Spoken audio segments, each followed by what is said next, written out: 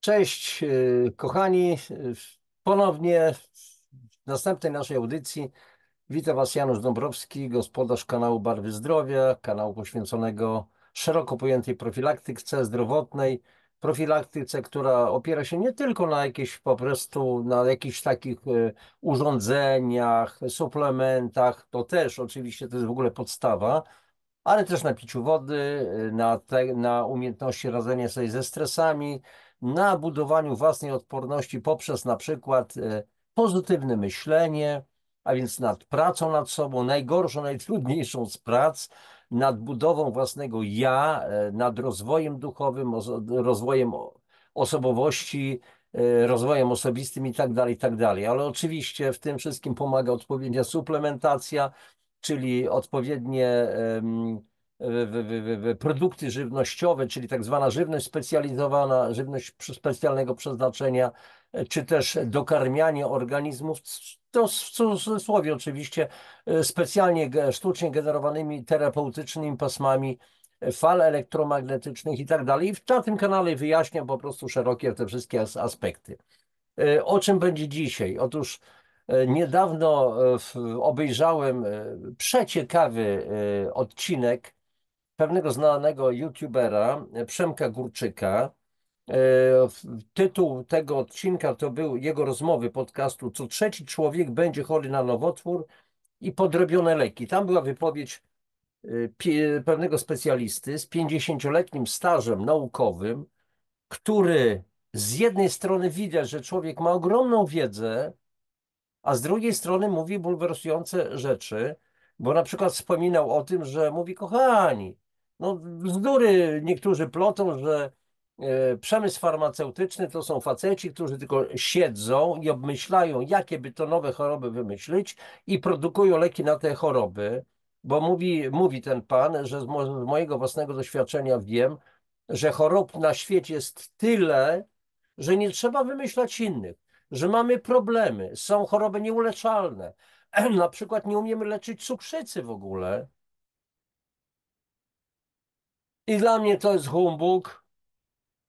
O czym ten człowiek mówi? Specjalista. Naprawdę ma człowiek ogromną wiedzę i wyciąga znowu jakieś wnioski, które kompletnie mi nie pasują.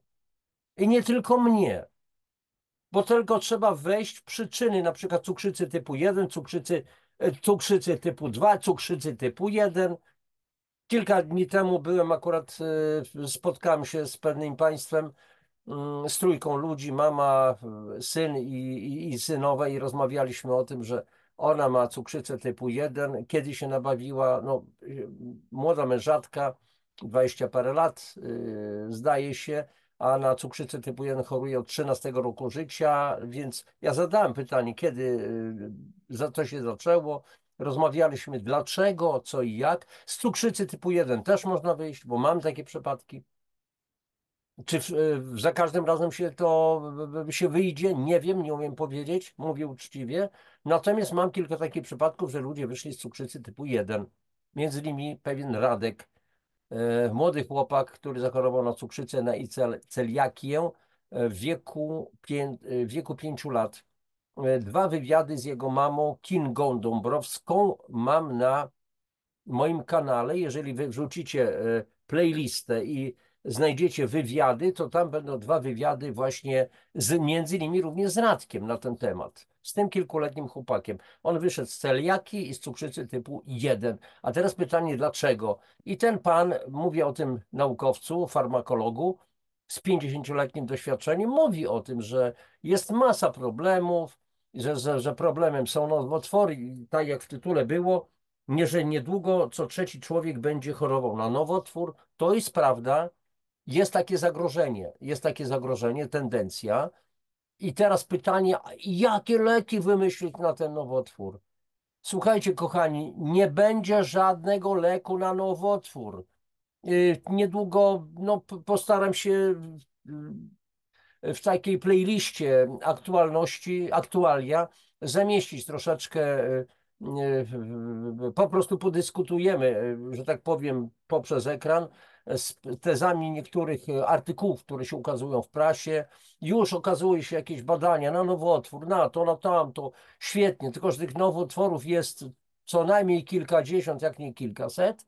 I co, na każdy nowotwór oddzielny lek? Przecież to jest bzdura. A dzisiaj stosowane są barbarzyńskie metody leczenia, tak jak mówiła moja wykładowczyni, pani doktor nauk medycznych Brygida Adamek. Jeżeli chodzi o nowotwory, mamy metody wytnij, otruj, spal. I to wielu lekarzy o tym mówi, ale to jest jeszcze oddzielny temat.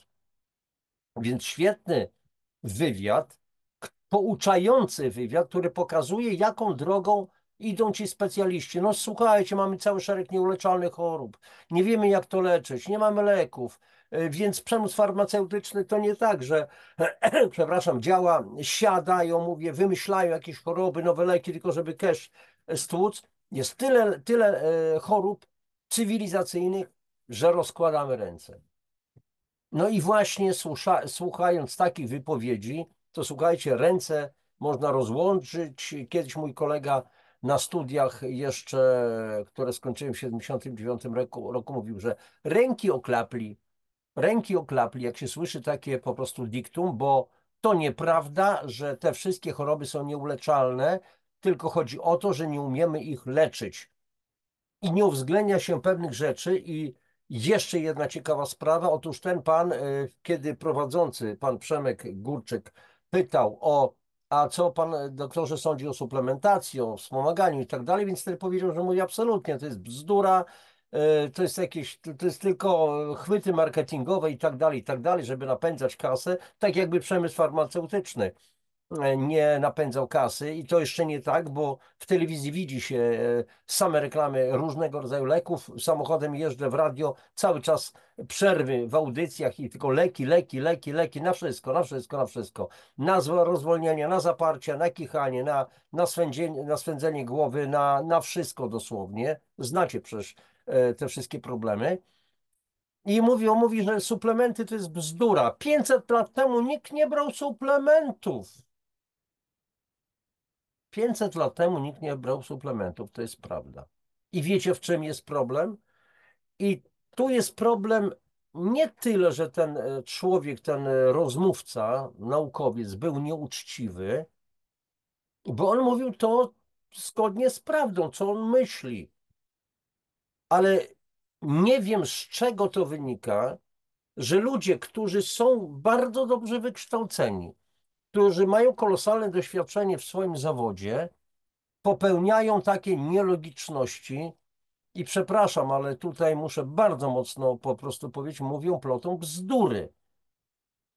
Bo 500 lat temu nie było potrzeby brania suplementów, bo nie było chemizacji środowiska, bo nie było badań nad żywnością genetycznie modyfikowaną, a dzisiaj mamy soję, pszenicę, wiele roślin genetycznie modyfikowanych.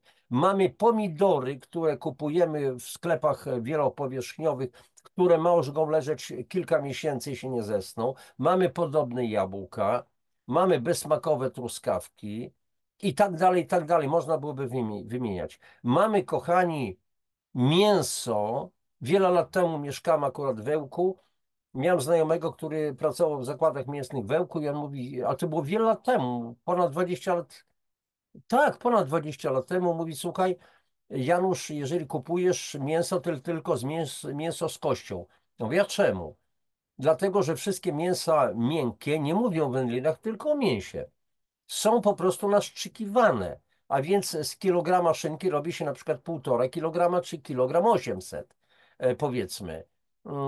Jeżeli mamy na przykład duński boczek, tak zwany, takie wielkie, takie wędliny, to przecież nie ma takich świnek, na których są takie boczki. Dzisiaj o taka słoninka i te boczki są no, grubości, nie wiem, góra 3 centymetrów ewentualnie.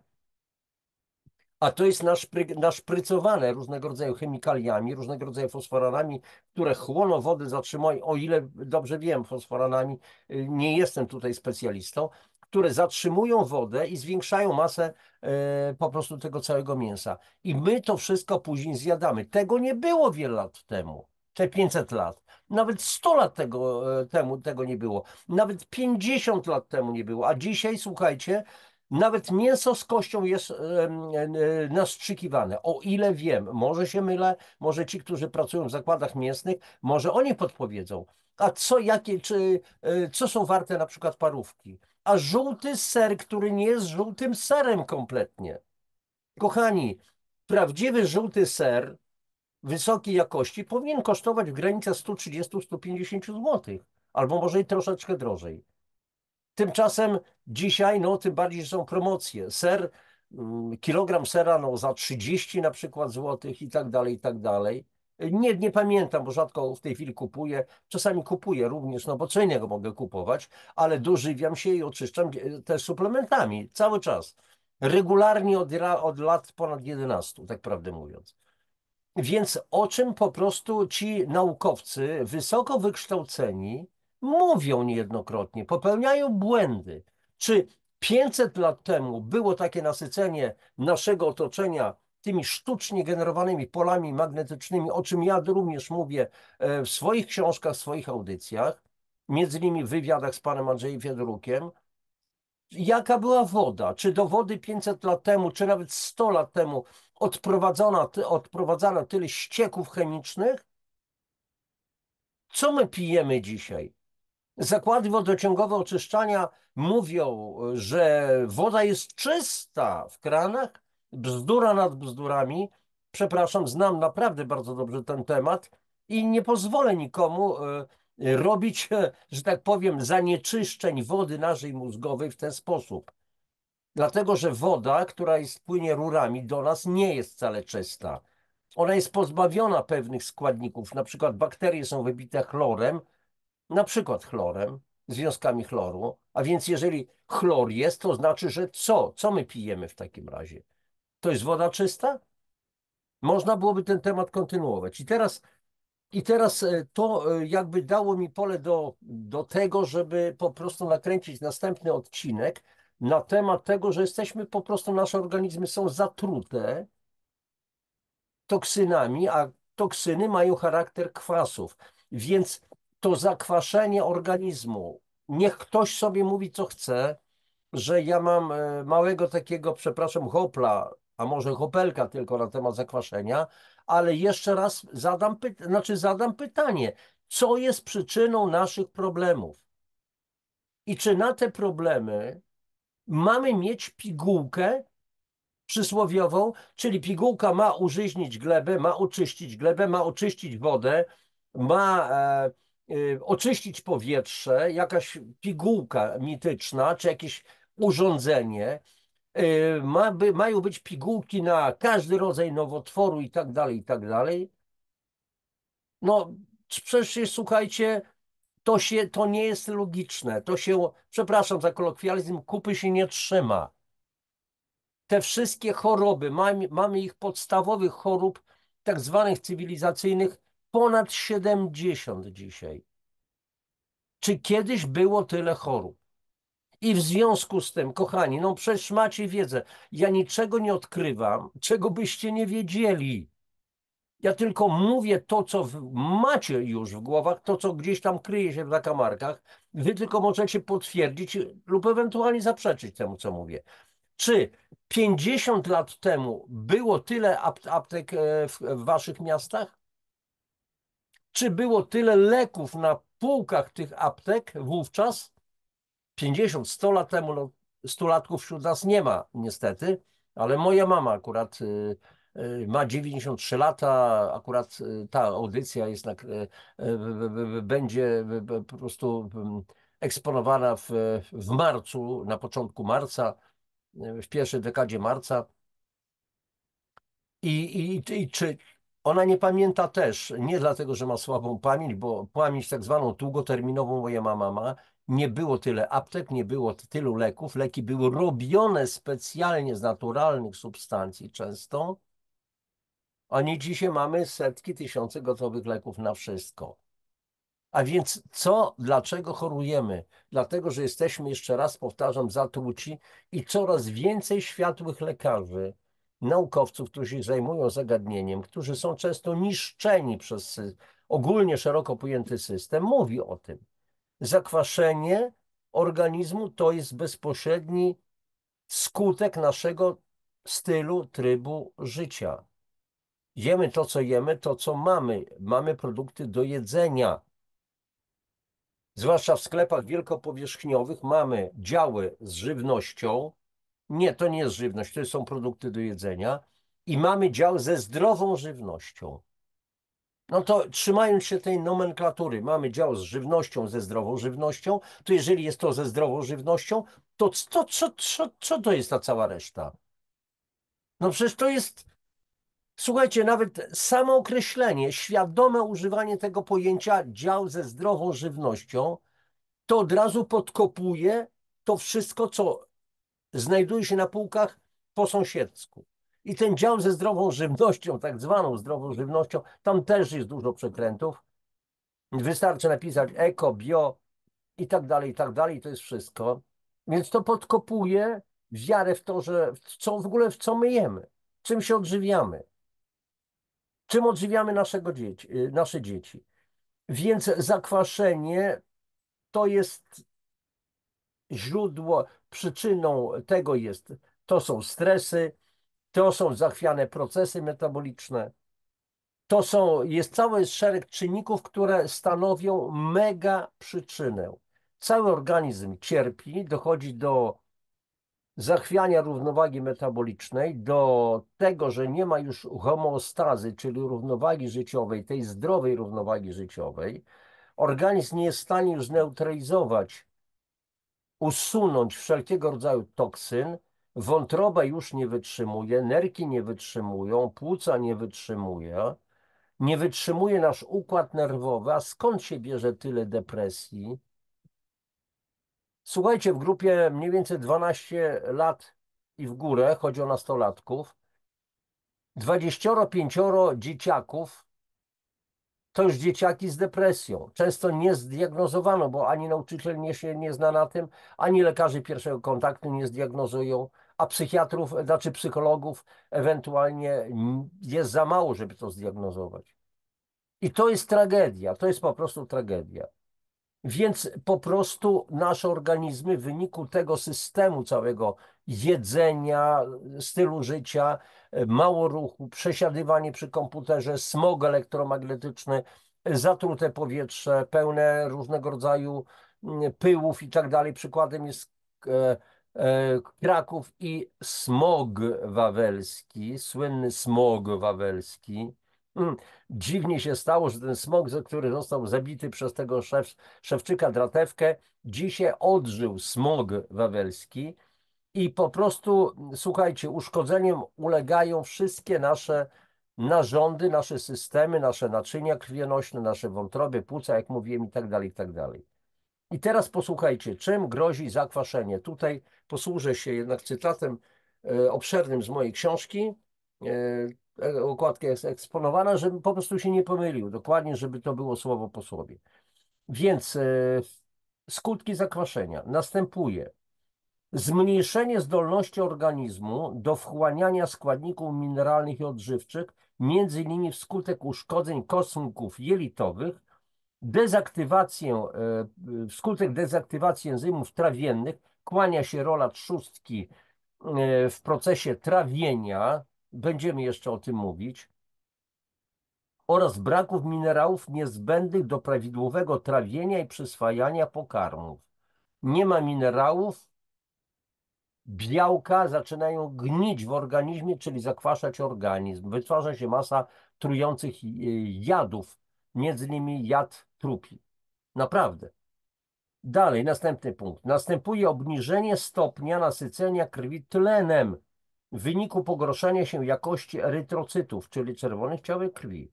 Między innymi następuje rolnizacja erytrocytów, czyli one sklejają się. Wyobraźcie sobie dropsy, jak ktoś pamięta, co to były dropsy, jak talerzyki, kilkaset talerzyków, które są poklejone.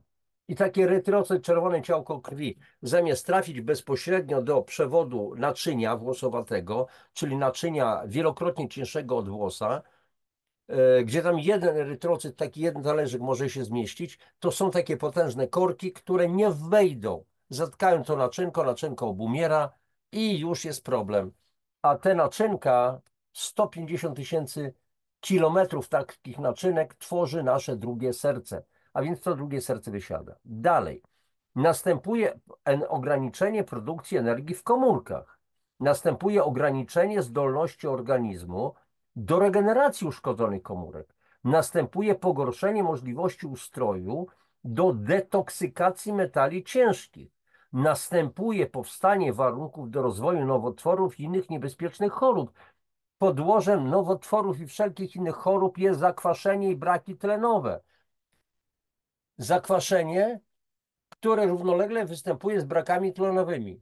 Jest dużo tlenu, nie ma zakwaszenia. Jest zakwaszenie, nie ma brak tlenu i to powoduje tym bardziej zakwaszenie. Czyli dochodzi najpierw do tak zwanej hipoksemii, czyli braków tlenu we krwi tętniczej, a później do hipoksji, czyli braków tlenu w tkankach, bo tętnicze, te drobne tętnice nie dostarczają tlenu, którą mają prowadzić do tkanek i następuje po prostu zbyt małe nasycenie tlenem po prostu tkanek. Dalej. Następuje pojawienie się dolegliwości bólowych, zwłaszcza w układzie ruchowym, ponieważ kwaśność zależy od ilości jonów wodorowych, dodatnich jonów wodorowych H+. W kilku audycjach już o tym mówiłem. Chodzi o potencjał hydrogenii, potencjał jonów wodorowych. Im więcej tych jonów wodorowych, tym częściej drażnią zakończenia układu nerwowego receptory bólowe i mamy ból, zwłaszcza w układzie kostno-stawowym. Mamy ten słynny RZS, na przykład reumatoidalne zapalenie stawów. Dalej. Następuje stopniowe niszczenie nerek, matki i ojca wszelkich chorób, według tradycyjnej medycyny chińskiej. To jest prawda. Im bardziej organizm jest zakwaszony, tym słabsze są nerki i tym więcej kwasów akumuluje się w organizmie. Z czasem dochodzi do bardzo niebezpiecznego wyczerpania nadnerczy, czyli hypoadrenii, która stała się już plagą w tak zwanym cywilizowanym świecie, a o czym kompletnie się po prostu nie mówi. To był ten cytat z mojej książki. I tutaj od razu trzeba powiedzieć, że słuchajcie, w organizmie trwa bez przerwy kwasowa wojna. Kto ma tę wojnę wygrać i czym? Czy mamy odpowiednią broń, czy odpowiednie tarcze? To jest najazd bezlitosnego przeciwnika. On się nie zastanawia nad tym, żeby dać nam może przerwę, że w jakiś sposób zmniejszyć ten nacisk wojenny. Nie. Trwa ciągle bezlitosna, potwornie bezlitosna, destrukcyjna po prostu wojna. Oczywiście organizm usiłuje się bronić przed tymi kwasami. Z jednej strony zatrzymuje wodę w organizmie, żeby rozcieńczyć nadmiar kwasów, zmniejszyć ich stężenie i wówczas puchniemy. Palce są puchnięte, worki pod oczami, to już problem jest z nerkami. Mamy stawy skokowe opuchnięte, generalnie zatrzymujemy wodę. No w jaki sposób sobie z tym poradzić? No zatrzymana woda. No więc trzeba wziąć na leki na przyspieszenie diurezy, czyli po prostu przyspieszenie wydalania moczu. No i co z tego, że ten mocz, że tak powiem, usuniemy nadmiar wody z organizmu? W związku z tym zostaną kwasy, toksyny w nas. Ta woda przynajmniej rozcieńczała te toksyny, a więc znowu błąd po prostu logiczny w tym wszystkim. Dalej.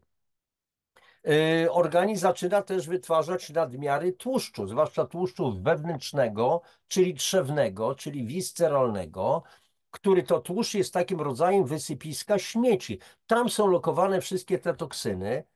I one dopiero wywołują wszelkiego rodzaju stany zapalne, które prowadzą do wszelkiego rodzaju tych niebezpiecznych chorób, jak cukrzyca typu 2, otyłość w ogóle, nowotwory, choroby skóry, choroby nerek, choroby wątroby i tak dalej, i tak dalej.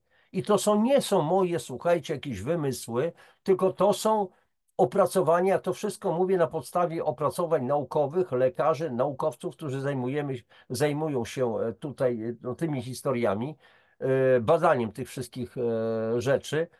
Akurat w tej książce mam listę, taką przykładową tylko listę, niewielką, z kilku nazwisk składających się czołowych naukowców, również kilku znanych polskich lekarzy. I zdarzają się oczywiście tacy, którzy wyśmiewają to. O zakwaszenie. Jakie zakwaszenie? Przecież to nie istnieje. W kilku audycjach już o tym mówiłem, poruszałem ten temat. To nie istnieje, to jest bzdura. To jest chwyt marketingowy i tylko jedynie po to, żeby naciągnąć w domyśle głupich słuchaczy, głupich oglądających, głupich uczestniczących w jakichś tam szkoleniach, pokazach i tak dalej, jak zwał, tak zwała, na pieniądze. A nie ma innych, którzy naciągają ludzi na pieniądze, gdzie my leczymy się przez wiele, wiele lat i leczymy się, i leczymy się, i leczymy się, i leczymy się, i tak dalej, i tak dalej. To nie ma tak? Przecież jeżeli jest leczenie, to końcowym etapem leczenia powinno być wyleczenie. A dlaczego w takim razie nie ma tego końcowego etapu? Końcowy etap oczywiście jest, tylko nieco inny. I po prostu tacy prześmiewcy, jak nazywam ich naukowcami z wielkim A w środku, naukawiec w stosunku do naukowca, który traktuje z góry takich ludzi jak wy, jak ja. To są głupcy, to są foliarze, to są jacyś szarlatani i tak dalej, i tak dalej. A dlaczego szarlatani? A dlaczego jestem kłamcą? A w czym ja nie mówię prawdy? Proszę, podyskutujmy. Przypomina mi się kilka audycji, w których brał udział pan Jerzy Ziemba. Jerzy, serdecznie cię pozdrawiam. Jesteśmy zaprzyjaźnieni. Rzadko jesteśmy, co prawda, w kontakcie, ale wspieramy się nawzajem, bo chwała Bogu, że pan Jerzy Ziemba, że tak powiem, odkręcił to naszą świadomość. Nie da się już pewnych rzeczy zamieść pod dywan i w związku z tym miało masę różnych nieprzyjemności. Masę. To, co zrobiono, co zrobił Newsweek, co zrobili z niego dziennikarze, prześmiewcy, to są prawdziwi szalbierze, tak prawdę mówiąc. Tak prawdę, więc kłamstwa na jego temat, różne jakieś dziwactwa. To oczywiście celowa była robota. Więc jeszcze raz powtarzam, dla tych, którzy uważają, że to, co my mówimy, tacy ludzie jak ja, podobni, robimy wykonujemy podobną pracę nad świadomością, śmieją się, wyśmiewają i tak dalej, ale zapytam, przepraszam bardzo, a w jakich czasach my żyjemy? Czy żyjemy 500 lat temu, w warunkach, które były 500 lat temu, czy 100 lat temu? Nie chcę powtarzać tego wszystkiego, o czym mówiłem na początku. Taka sama żywność, ale raczej jedzenie.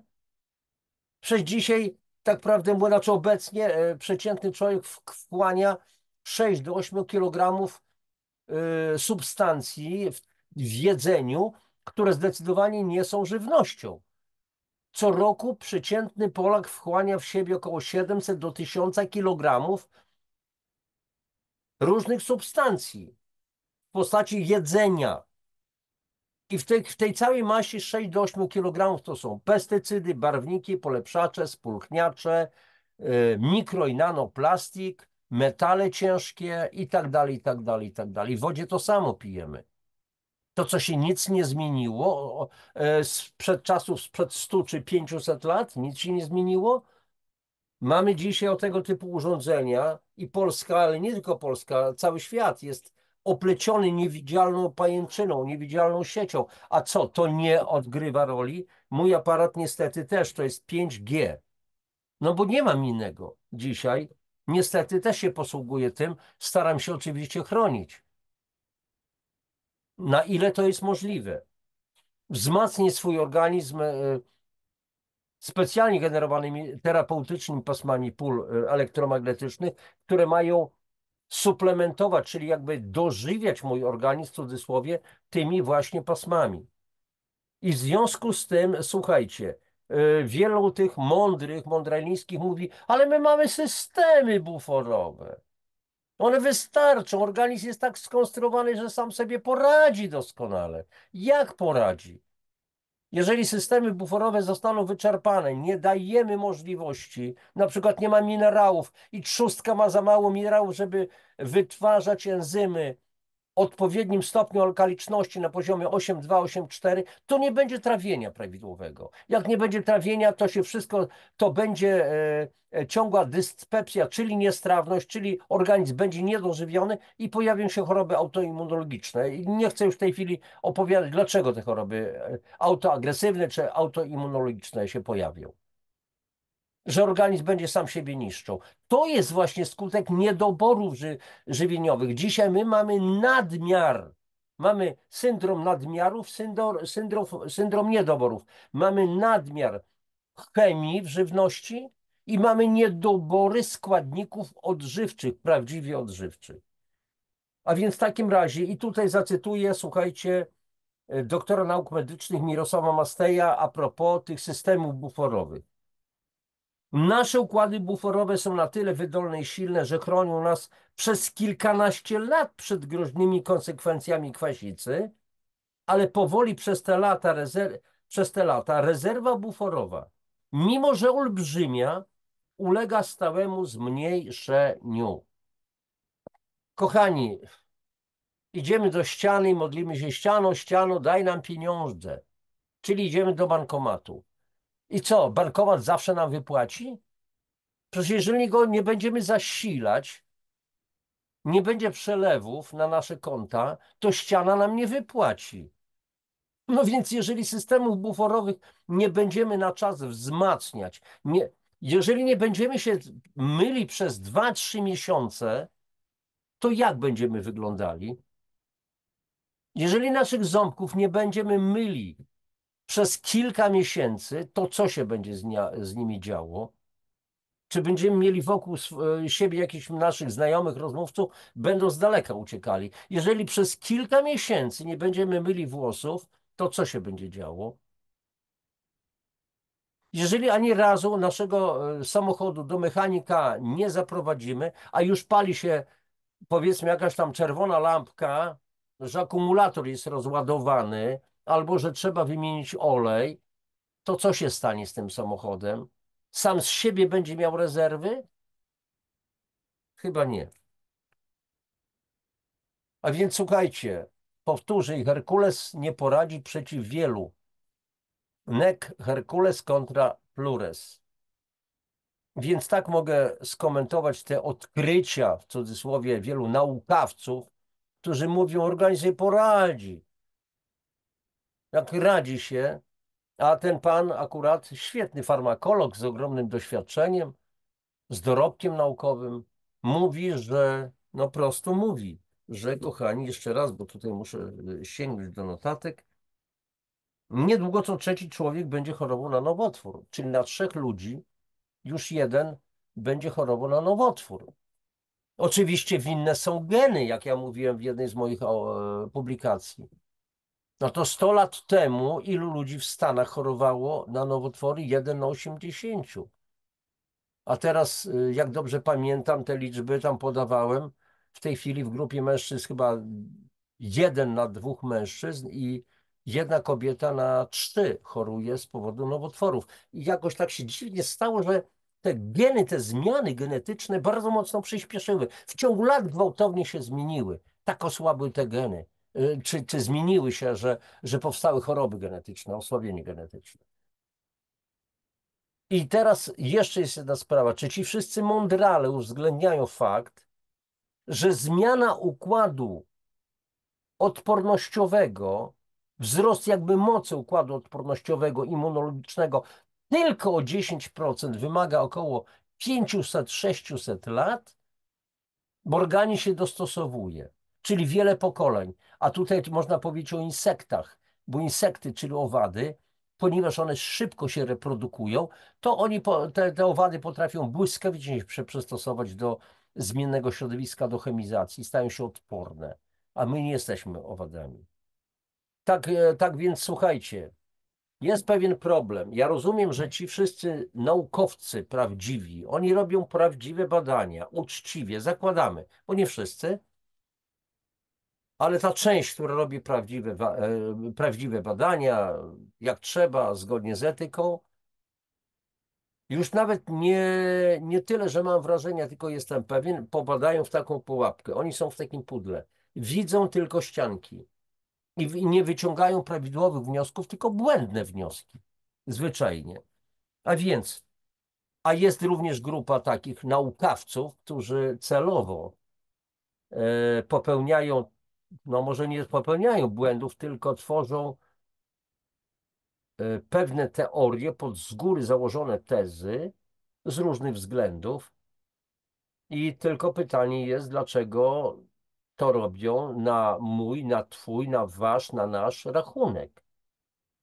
I to naszą audycję zakończę jeszcze cytatem. Posłuchajcie, kochani.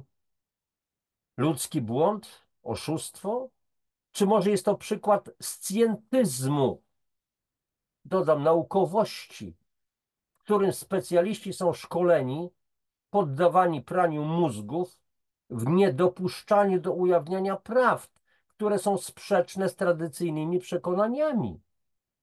Nauka promująca szczepionki, przetworzoną żywność, farmaceutyki i tym podobne rozrosła się do ogromnych przedsięwzięć posuwających się do kłamstw, oszustw i morderstw.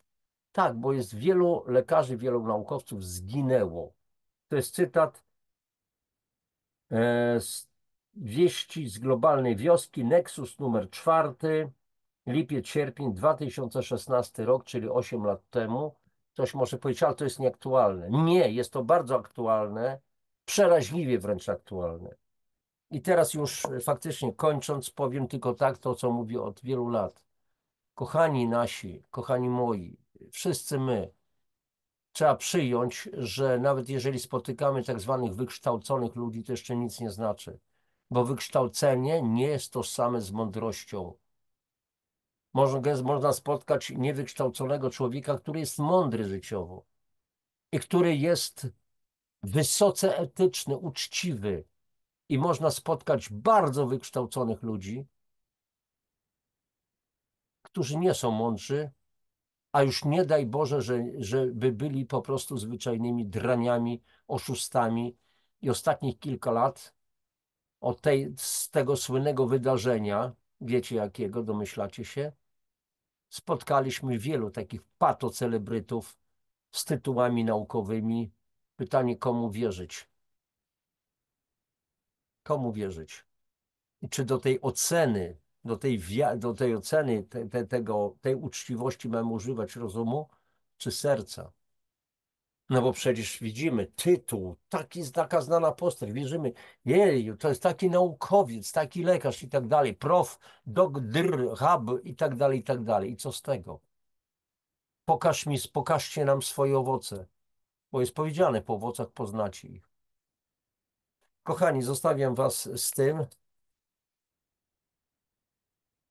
tym tematem. Warto przemyśleć, tak myślę. Jeżeli was to rusza, w tym pozytywnym słowa znaczeniu, jeżeli uważacie, że to, co robię, to robię dobrze w budzeniu świadomości. Inna sprawa, że wiem, że wy wiecie bardzo dużo na te tematy. Ja tylko jakby uporządkowuję to wszystko, co wy wiecie. Wywlekam bardziej na wierzch i was upewniam, że istnieje wiedza, dobra wiedza, i wy wiecie wówczas, że będziecie już pewni, że nie musicie się kryć po kątach, bo jesteście nazywani też foliarzami, szurami i tak dalej w swoich własnych środowiskach, to wiedzcie, że jest nas coraz więcej. Właśnie takich szurów, takich foliarzy, którzy idą własną ścieżką i ja należę do nich i nie ziębi mnie ani grzeje, że ktoś mnie będzie po prostu w ten sposób traktował, bo wiem po prostu, co wiem. Wszystkiego najlepszego wam życzę. Jak zwykle proszę ewentualnie o lajki, o suby, o dzielenie się linkiem do tej audycji, do innych audycji. Wysyłajcie swoim znajomym, swoim bliskim. Trzeba robić swoje każdego dnia. Wszystkiego najlepszego i do zobaczenia do następnej audycji. Popadki, cześć.